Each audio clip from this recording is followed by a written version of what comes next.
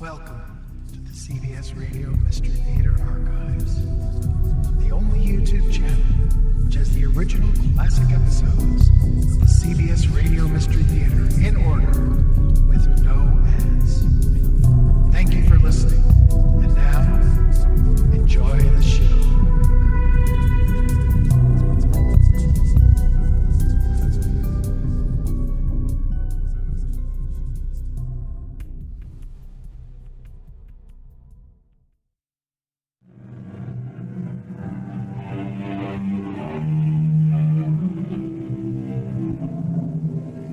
Come in.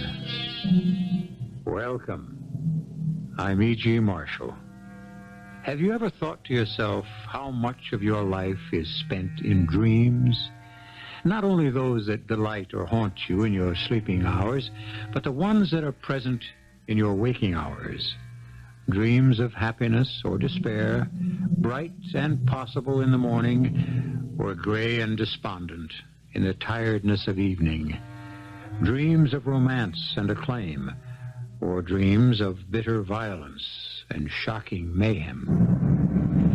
Just as I said, it's a ghost town. Not the way I see it, Schoolmom. You better take a closer look. Why, you crazy loco! Hold on! We're going in a skid! Hang on!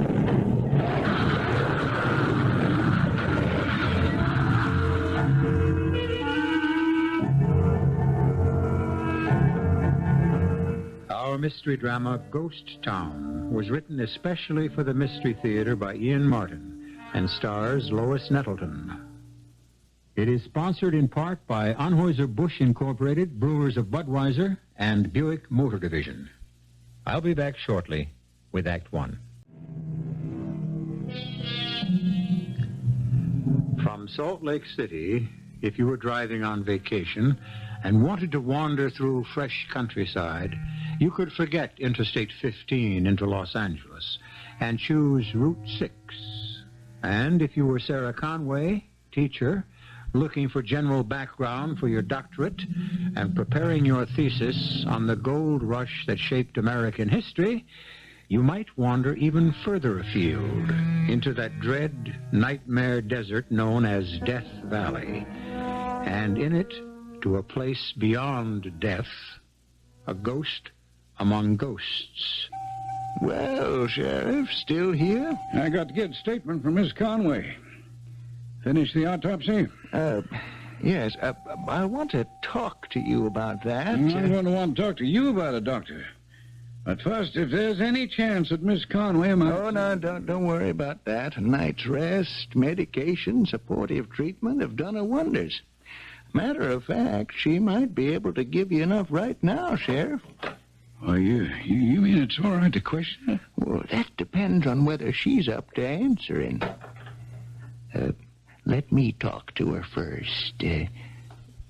Miss Conway, Dr. Garvey, how do you feel?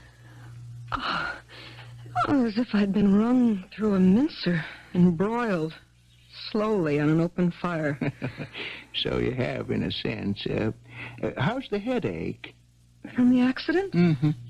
Oh, that one's gone. I have another one now. What happened? That's what we'd like to know. We? Yeah, Sheriff Brenner is with me. Howdy, Miss Conway. We sure are mighty sorry to bother you. Oh, I wish you were all I had to bother me. Des. I mean, well, you know who I mean. Even if I don't know who I mean. Is he dead? You mean Desmond Pogue? Yes. The man who was found with you near the car, if that's his name, he is most assuredly dead. You sound strange, the way you talk about him. Do I? Well, I gather you feel a little, strange about him yourself. Yes. Oh, yes. My car? Well, I'm afraid that's a total wreck, Miss Conway. Oh, dear. How will I get home? No need to worry about that. Your brother is driving in tomorrow from the coast. I hope you didn't alarm my family. Well, I reckon the shoe was on the other foot, Miss Conway. They kind of alarmed us first when you turned up missing. A good thing you did, and we found you in time. In time? You were in shock. Pretty totally dehydrated, a moderate to severe concussion, several badly cracked ribs. But I'm all right now. You have some physical discomforts for a while, but your body fluids have been restored. The ribs are taped. The concussion doesn't appear to have been too severe, although you may have some after effects of head pain, dizziness. I wish I was sure that I won't have that all my life. And sure of what really happened. Well, now, Miss Conway, you want to try to tell us? Yes, I'll try. Oh, let me think. Where was I when you found me? Right where your car had overturned, smack in the middle of the valley. Oh, yes, about halfway through, yes. We just passed someplace called Furnace Creek. Oh, that's it. The middle of hell. The temperature there pretty near never goes below 100 and can get as high as 130 degrees plus this time of year, especially down that old back road you were driving. That wasn't my fault. Guess Pogue made you turn off? Yes. Now, why? You know who I am? Well, we know you're a school teacher from Los Angeles and that you were on vacation. Yes, well, sort of. I'd been in Salt Lake, and I'd covered most of the territory south and west of there. So I decided I'd sort of head back, splitting in between them through the country I hadn't seen. Oh, what'd you come down, Route 6? Yes, to Tonopah. And then I came south on 95 to Scotty's Junction. And I decided I really ought to go through Death Valley. Well, anyway, I got just past a little place called Scotty's Castle, and I looked at my gas gauge. It was pitilessly hot. Hard to breathe, even. And I figured before I went through the valley, I'd better get my gas tank filled.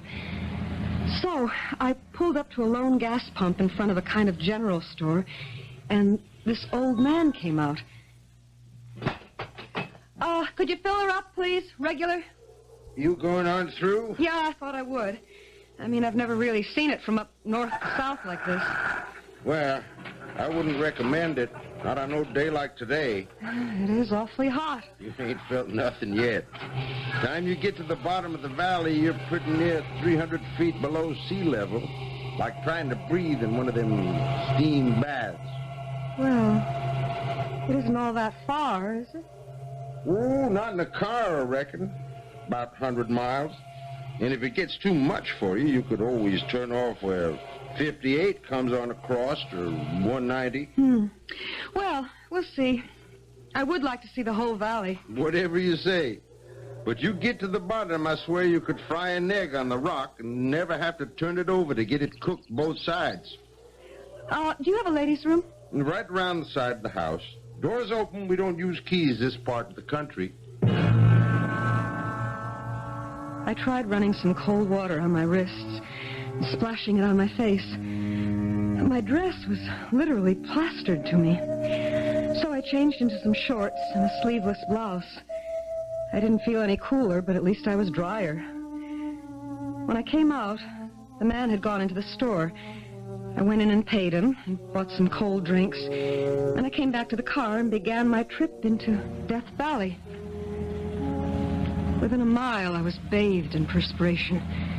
And I'd pretty much made up my mind I would turn off where the man said, "Get out of that sweat bath."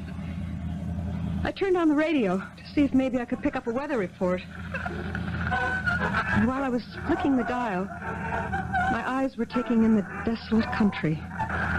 Dry, baked, salt-encrusted, sweeping away barren to the great mountains.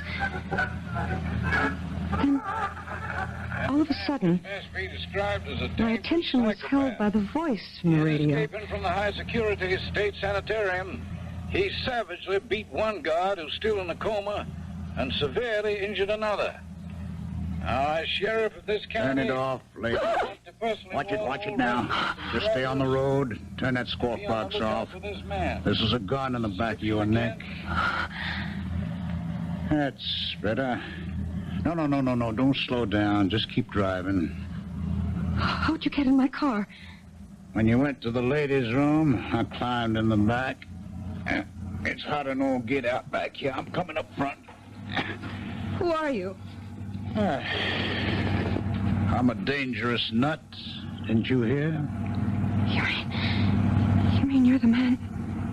The one the sheriff was talking about? That's me. Des Pogue. What's your name? Why, Don't make no difference to me. All I want is just a handle to call you. my name is Sarah Conway. You're a right cute little kitten. What are you doing heading into Death Valley all alone? Well, I'm on my way home. To where? Los Angeles. From where? Well, the last big city I was in Salt Lake. Why'd anyone in his right mind pick this route to travel? Curiosity? Oh, yeah. You know what that did? Killed the cat, didn't it?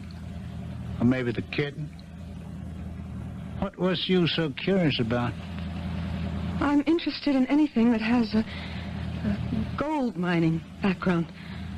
Oh, yeah? How come? As background for my doctor's thesis. What are you, school teacher, something like that? No, not something like that. I am a school teacher. Tell me something. When they had me locked up, long ways from here, I did a lot of reading. I'm no educated man, but there was this thing I was trying to puzzle out. Maybe you being a school teacher could help. What were you trying to puzzle out? You believe in the notion of the bad seed? Like if you plant some cactus-like and the first seed ever has got something wrong with it? Why, every plant that old cactus throws from then on in would be the same? Well, if you want my opinion, I'd say that was a generally exploded theory. Oh, yeah? How come you think you know so much, little old kitten school mom? You ever hear the real Des Pogue? I don't understand. His real name was Desperado.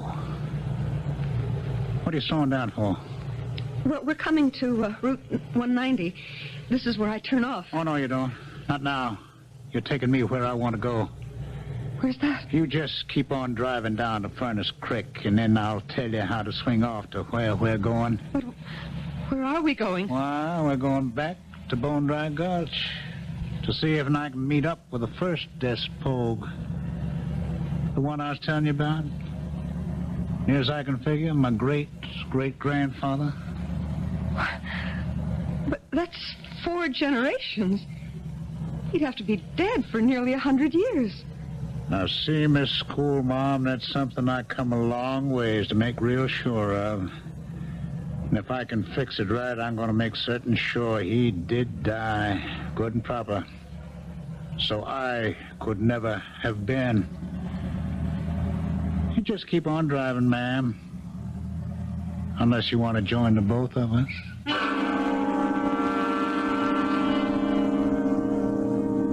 The tall, dark man with the brooding eyes sitting beside her in the front seat seems relaxed and calm enough, the gun held loosely in his hand. But his fixed gaze and his irrational statements constantly stir the butterflies in Sarah Conway's stomach and send worms of fear wriggling along her backbone. For there is no question that Des Pogue, if that's his name, is stark, staring mad. I shall return shortly with Act 2. Sarah Conway's small, capable hands are white-knuckled now from grasping the wheel so tight. For 20 miles since they left Furnace Creek behind them, the man beside her, his eyes hooded, has sat immobile. But the big, muscular hand that holds the gun is steady, and the barrel is sighted straight towards her heart. Then, all of a sudden... You can start to slow up around this bend. What for? There ought to be an old road forking off to the right, going on down deeper into the valley. I don't think there's any road along here. Of course there is. How else do you get to Bone Dry Gulch? But it doesn't show on the map. I reckon it might not at that. Bet the town don't either. The town? Bone Dry Gulch. I thought you were talking about a place. There isn't any town of Bone Dry left. Well, I've read about that. And... Now, hold it. Ah, there she is. Right there. There what is? The road. Can't you see it? Well, that's scarcely better than some old outgrown wagon tracks. I can't drive down that. Well, Miss Sarah, man, we just purely ain't gonna walk in this here heat. Go on, start a-going and turn off. But it's too steep. I wouldn't want you to come to no harm, but I can't drive. And I can't leave you behind. And I don't want to use this gun. Less than I have to. All right. I'll try it. All right, nice and easy. Don't worry. Now, what was you saying you read about Bone Dry? Oh, it isn't there anymore. The town, I mean. All it is now is a ghost town. That a fact? I only know what I read. What did you read, ma'am? Well, sometime after the Civil War, there was a gold strike here. I guess most of the claims weren't worth working because all the settlers except one sold out to one man. Oh, I've forgotten his name. Well, that'd be Rivette Chalmers. I guess we read the same books, ma'am. But the vein petered out, and the town was abandoned. Is that what you're here for? Looking for gold? No. I'm looking for something a whole lot more precious. What? If I was a preacher, I guess I would say my immortal soul. I don't quite follow you. Well, that's just it, you see. I hope no one ever does. And no one ever should have followed down from the very first. The very first? That was a rich load while it lasted, ma'am. And no one sold out his claim who wasn't forced to, which at the end was all but one. A man named Ross. Oh, yes, that's right. He made the first strike, didn't he? Yes, sir.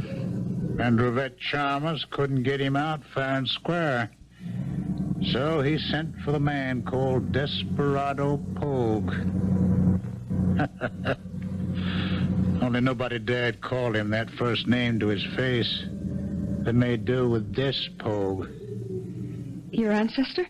Who came here to Dry Gulch a lone hand and left, as I believe, the same way. He never should have planted his seed. He should have died and ended there. Instead, somewheres in a long line I came from to murder and maim and hurt and kill when his black mood is on me. The sins of the fathers, I didn't ask them to be visited on me. I want to bring them back and lay them where they belong, on his shoulders, in his black heart. And since I can't seek forgiveness from the Lord to wash me out as though I had never been. But you can't go back over a century. Now, why not, if the Spirit wills? Look there. Look below us. Waiting for me, just as I said, Bone Dry Gulch. Well, just as I said, a ghost town. Oh, not the way I see it, schoolmarm. You better take a closer look. You crazy! Watch it! We're going into a skid! Hang on!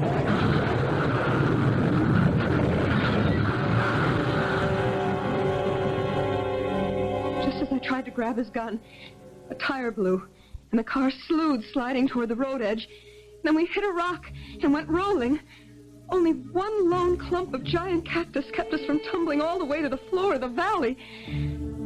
I must have hit my head as we turned over. By the time I could gather my wits, the tall, dark man who called himself Des Pogue was way far down below me on the winding road. As I called, "Hey, Mr. Pogue! Des! You can't leave me here like this! Hey!" He had disappeared. I climbed out and started after him. It was beginning to grow dark. And suddenly, I stopped dead in my tracks. And through the twilight, rising from the floor of the valley, from where the ghost town used to be, were the lights of a town that was far from dead. I could even hear the music from the saloon. I hadn't, till now, paid much attention to how the man had been dressed.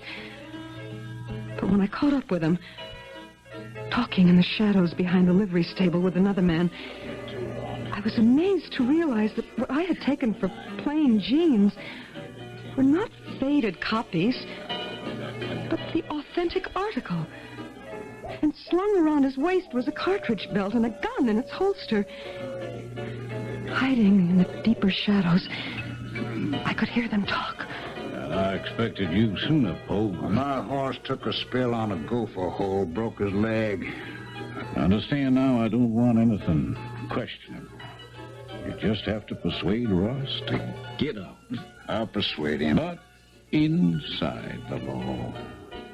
You'd settle for a fair shoot down, of course. Of course. Well, then you might just sort of make an announcement that I'm your new manager. Kind of make me legitimate. I'll get right back to the saloon and lay it out. Introduce you. That's fine. You go on in. Prepare them for me. All right, let's go, Mr. Chalmers. Really, boys. They turned so quickly and came toward me that instinctively I started back. And as I did so, I slipped and fell right in their path. But to my stunned amazement, as they turned the corner, the two of them walked right through and over me, as if I were no more substantial than the shadows around me. And in that moment, I realized that not only was I in a ghost town, but I was more ghost than anyone in it. I must have fainted. When I came to, I found I was being lifted by a tall, fair-haired young man. You just take it easy, Miss Ross. I got you safe. Take you right to the buggy. Who are you? Oh, it's Chad Stevens, ma'am. Your daddy took to worrying when you didn't come back from town before dark and sent me on in from the mine to check up on you. It's a good thing I did. Why? Well, I found your line right here by the stables. He must have got to you. You feel right enough to sit up on the buckboard seat, Miss Sally, or would you rather lay down on some blankets in the back? Oh, no, I'm all right. Chad, did you say? When you start to tell me you don't know who I am, I know you're not yourself. I have to admit, tonight I'm not. Well, now what's wrong, Miss Sally? How come you didn't pull out of town before dark? I got caught up in what Revette Chalmers was up to behind everyone's back. Mm-hmm. Like what? He's bought himself a hired gun. Ever hear of a man named Pogue? Desperado? Oh, I surely have. If we got him in bone dry, we got just about as much as any man can handle. You know about him? How much? He's one of the deadliest guns in the territory, and if Revette Chalmers imported him, your dad's got his back to the wall. That's sure bad news. How do you know Pogue is here? I drove... I rode in with him. Well, from where? I saw him ride in. And I heard him meet with Chalmers and what they're planning to do. Well, I'm right anxious to hear that myself, but first, hey, boy, get up. Hey, you better get on back home and have a council of war with your daddy. Chad whipped up the horse that was pulling the buckboard to a steady lope. His own horse, bridle looped around a stern post, picking up behind us. I no longer knew where I was bound, what was infinitely more important, who I was anymore. Sarah Conway, B.A., M.A., headed for a Ph.D., or someone named Sally Ross, a century before my time, headed back to meet a father I wouldn't be able to recognize, with a man named Chad I'd never seen before in my lifetime. And suddenly, we were pulling up short before a long, low ranch house built of chinked logs and adobe. And a tall, silver-haired man had greeted me, lifted me down, and called me daughter. And the two of us were sitting out on a patio, where at least there was the faintest hint of a breeze stirring to help me try to gather my scattered thoughts together. So he's brought the gunslinger in. That right, little daughter? Yeah, I guess so. You told Chad the desperado was here. I said a man named Des Pogue was. Yes, well, that's him. I guess that means we're finished. You mean Chalmers is just going to steal the mine? At the point of a gun. Des Pogue's gun.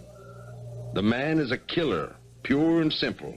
Oh, I'm not so sure about that. What do you mean, Sally? I'm not sure how to tell you. Or anyone, Mr. I mean, Daddy. Could we talk this over tomorrow? Right now, I'm just kind of tired. Well, sure, hon. You go get some sleep. I guess we'd all better get ready for tomorrow.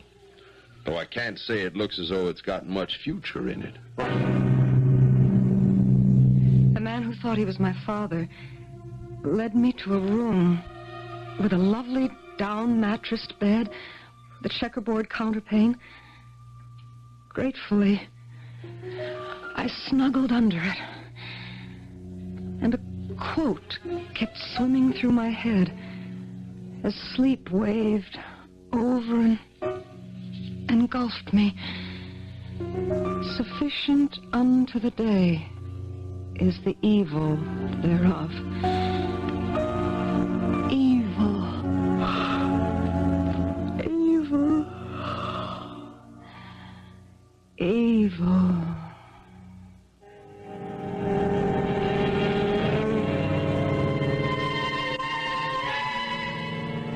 But who went to sleep? Our teacher of today, the pragmatic, cheerful, competent Sarah Conway, or a girl born 4 generations before her, who lived in another century, a girl named Sally? And the link between the centuries, which aspect of the man is he? The sad, guilty Des Pogue fighting insanity and a kind of undying remorse, or the smooth, suave, impersonal gun killer of the 19th century? I shall return shortly with Act 3. Night brings no relief in Death Valley, neither from the remorseless heat or from the problems of the day to come. From his window, tall, silver-haired Milburn Ross looks out into the night towards the mine that he first staked claim to and which he may have to give up. And in her bedroom, waking just before dawn, the girl in the bed lies wondering who she is. Sleep had been only a temporary relief. The layers of unfamiliar clothes, petticoats, the long, full-skirted dress that or the body I occupied, were stifling. But the physical discomfort was nothing compared to my mental one. I sat up, preparing to get out of the bed, and suddenly I realized a terrifying thing. The action was mine. Mine alone. The body of the girl lying on the bed still lay there, breathing gently, sound asleep. A knock on the door left me with an immediate decision. Try to burrow my way back into her body, or... But it was already too late, for the girl was stirring and answering. Yes? Who is it? It's Dad, honey. Can I come in? Just a minute, Daddy. Let me put on some... Oh, give me a minute. Take your time, Sally. The girl was looking at herself, amazed to find herself fully clothed.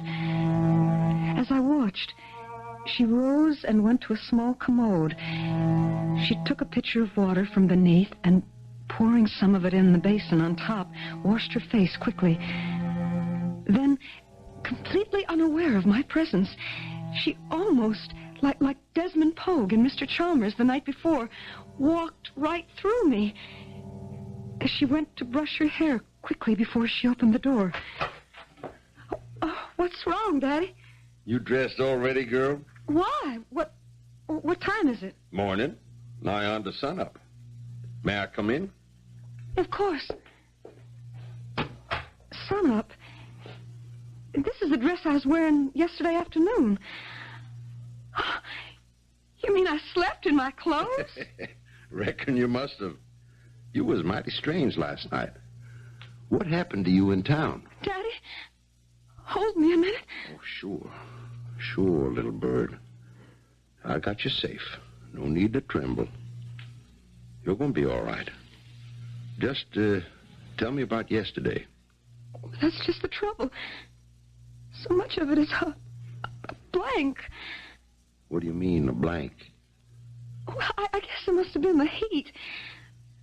I forgot my sunbonnet. Oh, you shouldn't have taken a chance on a heat stroke like that. Oh, I know, but my hair's so thick and it didn't seem to bother. And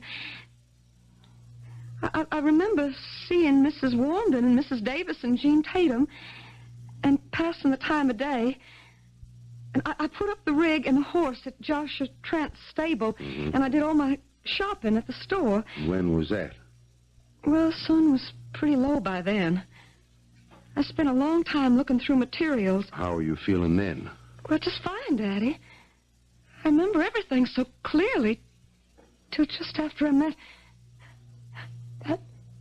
that strange man. What strange man? It was just after I got through in the general store, and I was heading back for the livery stable. The streets were all deserted, and dusk was a-falling. We interrupt the Mystery Theater now to report that the West Chicago Fire Department tells us that a twin-engine plane crashed in the field inside an industrial complex in DuPage County. The fire department spokesman has told WBBM the twin-engine craft had 7 persons on board, and all are dead at the scene. Further details of the crash as they become available. Now back to the Mystery Theater. What strange man? It was just after I got through in the general store, and I was heading back for the livery stable.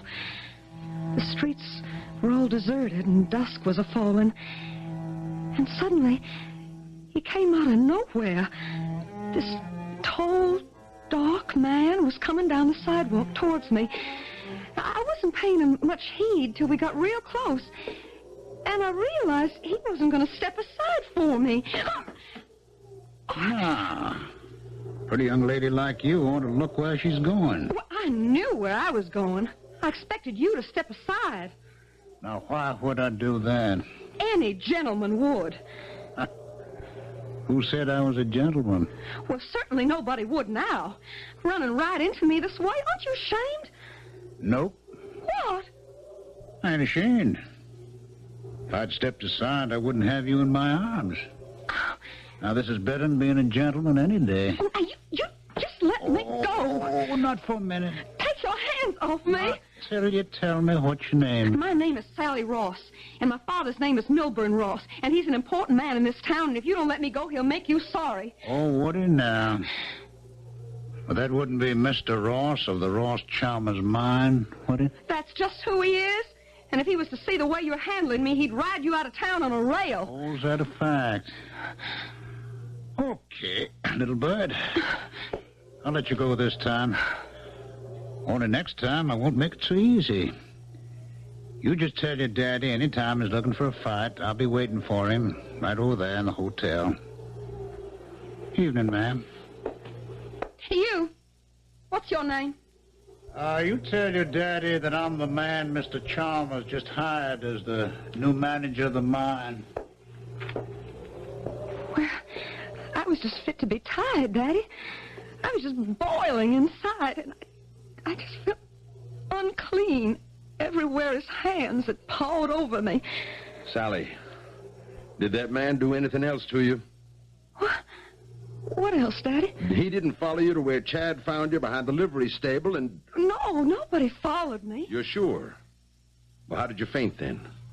That's not like you. Well, I'd forgotten my bonnet, and... Maybe.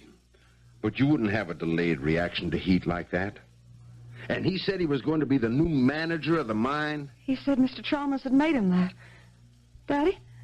Daddy, where are you going? No man is going to steal my mine away from me or manhandle my daughter. I'm going to find Des Pogue and have him run out of town. I barely had time to slip through the door before he had slammed it shut and turned the heavy key. I followed him downstairs, where he called out to Chad to hitch up the buckboard. I waited while he opened the safe and took out some envelopes, and he strapped on a belt and an old single-action Colt.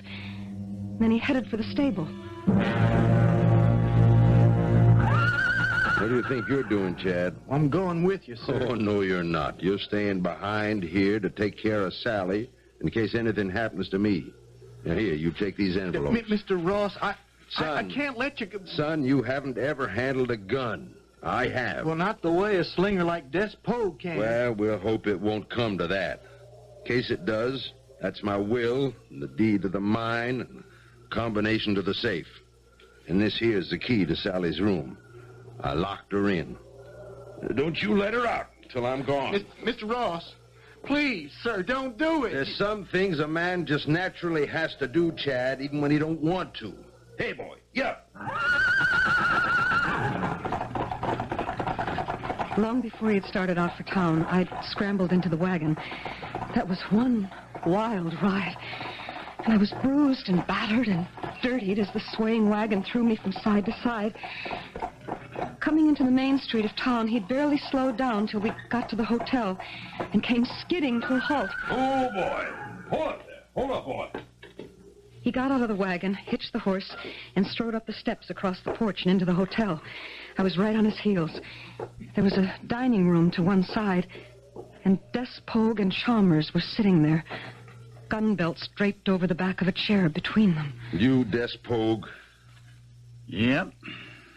I reckon you must be old Daddy Ross. Now, hold it a minute. I just want to know two things from you, Chalmers.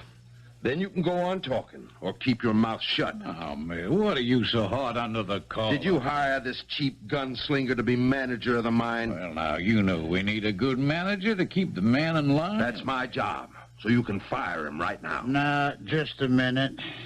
If you're all riled up... All right, then I will. You're fired. Now, go on. Get out of town.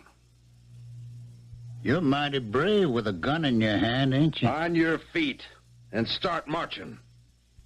No, old man. Won't work that way. See, I kind of taken a liking to that baby doll of yours. So even if I was to leave town right now, I'd be back with another gun. No, sir. Only one way I'm leaving this town. In a box.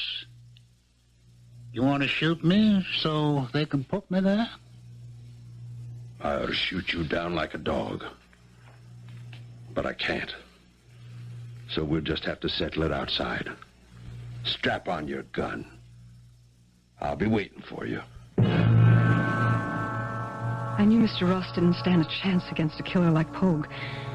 So while they were talking, I kneeled and pulled out Des Pogue's gun. Flipping open the cylinder, I shook the shells out onto the rug beneath the table, swung the cylinder back in place, and slipped the gun into the holster. I kept my fingers crossed when Pogue hitched on his belt, but he only flipped the butt of his gun a little to make sure it would slide out easy on the draw, and followed out onto the street. That's all I remember, Sheriff. Till I came to, trapped behind the wheel. And Des Pogue lying out there in the dust. The way we found you. Yeah. I'm sort of tired now. Well, that's quite enough. Come on, Sheriff. No, just one more question. You know we found this gun lying on the seat beside you. That's the gun the man in the car had. The one who said he was Des Pogue. Yes. You can identify it? Yes. All right, Sheriff. That isn't one question. It's three. Now out. All right, I'm going. Wait a minute. I'll join you. Some story, huh? Yeah. Now, what would you call that as a medical man? Hallucination? I wish I knew. You know, it's a funny thing. There was a real Des Pogue, you know. I remember my old granddaddy used to talk about him. What happened to him? Oh, I don't guess anyone really knows how he ended up. Was the man who abducted Sarah Conway, was his real name Des Pogue, too?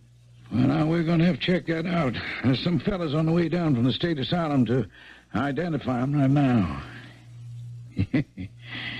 You know, I'm kind of sorry to think that poor little lady in there had to shoot him dead. Well, you don't mean to bring charges against her. Oh, got to, just as a matter of form. I'm sure it'll be written off as self-defense. If I were you, Hiram, I'd figure out some way the gun just went off in his hand. Or either he died by accident or maybe suicide. Well, why? You asked me if Sarah Conway's story was hallucination. I said I wished I knew. I'm going to tell you why I said that. The gun you're holding is a modern .38 caliber double action, right?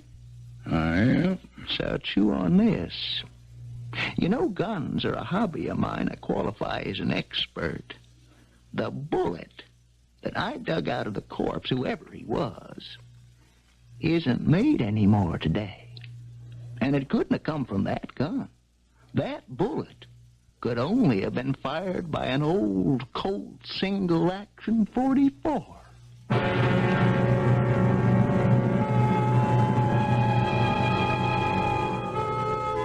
Truth is stranger than fiction. Or is it the other way around this time? And which was the fiction? Which the truth? Sometimes it's useless to look for answers. But whatever the explanation is, both Des Pogues are dead. And the one who rode with Sarah Conway got his wish. The bad seed is buried with him in the ground, and this time it cannot grow again. I'll be back shortly. This is E.G. Marshall inviting you to return to our Mystery Theater for another adventure in the macabre. Until next time, pleasant dreams.